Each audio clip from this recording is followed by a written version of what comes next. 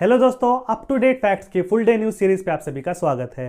दोस्तों, इस सीरीज में आपको कम से कम वक्त में देश और दुनिया की अहम खबरें बताई जाती हैं। तो चलिए चलते हैं आज की ताज़ा तरीन खबरों की तरफ।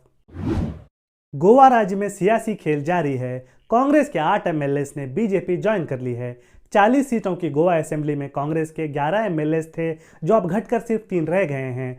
पूर्व सीएम दिगंबर कामत और senior Congress leader Michael Lobo भी बीजेपी में ज्वाइन करने वालों में शामिल हैं। बीजेपी का नंबर अब असेंबली में 20 से बढ़कर 28 हो गया है। President Droupadi Murmu queen Elizabeth II के अंतिम संस्कार के लिए सितंबर 17 से 19 के बीच लंदन को विजिट करेंगी। भारत आज सितंबर 14 को हिंदी दिवस मना रहा है। सितंबर 14, 1949 को कॉन्स्टिट्यूएंट असेंबली ने हिंदी को ऑफिशियल लैंग्वेज के तौर पर अडॉप्ट कर लिया था।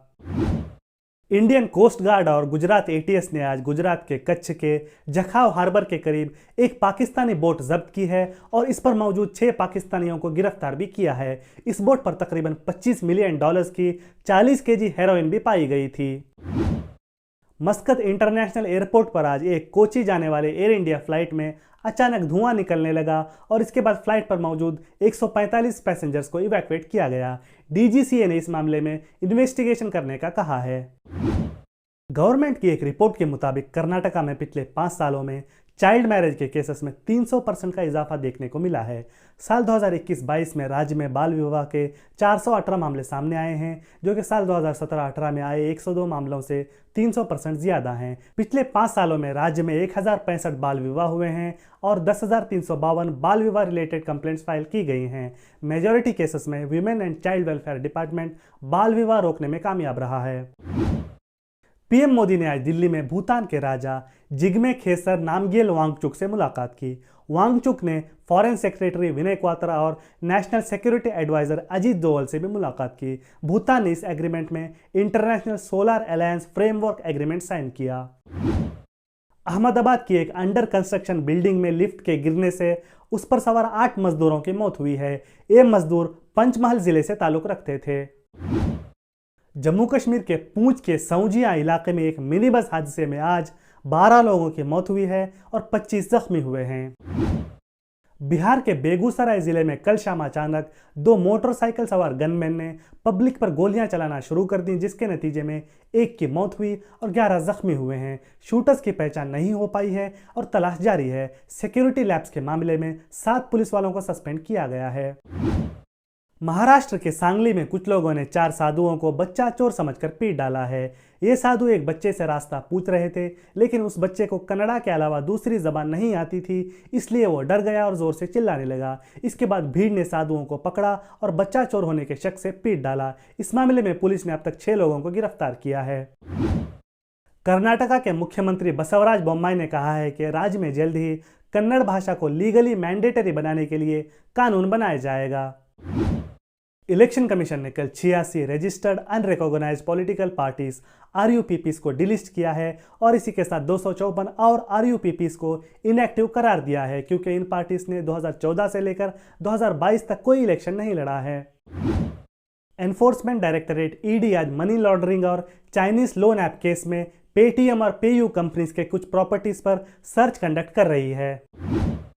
साउथ कोरिया के कोर्ट ने टेरा लूना क्रिप्टो करेंसी के प्राइमरी डेवलपर डो क्वान के खिलाफ अरेस्ट वारंट इशू किया है। मई 2022 में टेरा लूना और टेरा USD का बैलेंसिंग मैकेनिज्म कोलैप्स कर गया था। इस कारण दोनों क्रिप्टो करेंसीज क्रैश कर गई थीं और इसके बाद इन्वेस्टर्स को हजारों करोड़ का नुकसान हुआ था। आर्मेनिया और अजरबैजान देशों के बीच शुरू हुए बॉर्डर झड़पें आज भी जारी हैं और इन झड़पों में अब तक आर्मेनिया के 49 और अजरबैजान के 50 फौजी मारे जा चुके हैं। दोनों देशों के बीच नागोर्नो काराबाख इलाके को लेकर 30 सालों से विवाद चल रहा है। पाकिस्तान के स्वात वैली के कबाल टाउन में हुए बॉम्ब ब्लास्ट में 8 लोगों की मौत हुई है। यह बॉम्ब ब्लास्ट तहरीक-ए-तालिबान पाकिस्तान की जानिब से किया गया था। 3.5 लाख मिलियनर्स के साथ न्यूयॉर्क दुनिया का सबसे ज्यादा मिलियनर्स वाला शहर बन गया है। 3 लाख मिलियनर्स के साथ टोक्यो दूसरे नंबर पर है और 2,76,000 मिलियनर्स के साथ सैन फ्रांसिस्को बे एरिया तीसरे नंबर पर है। लंदन चौथे और सिंगापुर 5वें नंबर पर है। लेबनान से इटाली की तरफ रेफ्यूजीज को लेकर जा रही एक बोट टर्की के साहिल के करीब डूबने से 6 लोगों की मौत हुई है और 73 लोगों को बचा लिया गया है। मरने वालों में बच्चे भी शामिल हैं। फॉर्मर सोवियत कंट्रीज किर्गिस्तान और ताजिकिस्तान के बॉर्डर पर दोनों कंट्रीज के बॉर्डर गार्ड्स के बीच झड़प हुई है और फायरिंग भी की गई है। यूनाइटेड स्टेट्स में अगस्त में इन्फ्लेशन डेटा के आने के बाद वहां के मार्केट्स प्रेशर में रहे और अमेरिकी अरबपतियों की दौलत में भी गिरावट देखने को मिली।